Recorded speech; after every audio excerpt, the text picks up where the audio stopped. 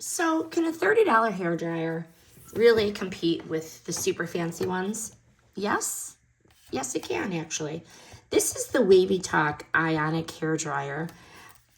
This thing just earned a permanent spot on my vanity.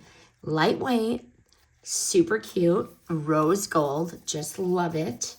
And it's surprisingly powerful. The reason why I like this, 3 reasons, always 3 reasons. 1, fast drying.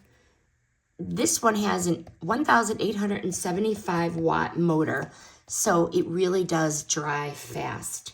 There is a diffuser, there is a comb, and there is an additional nozzle included, which is nice.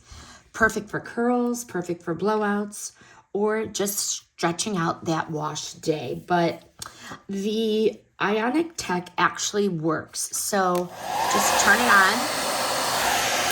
It's very powerful.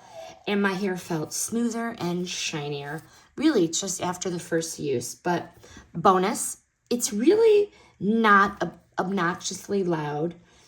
So, that's a plus also. But final verdict, $30, salon-worthy results. And you know what? If you're looking to upgrade your dryer without blowing your whole beauty budget, this little cute Wavytalk is the way to go.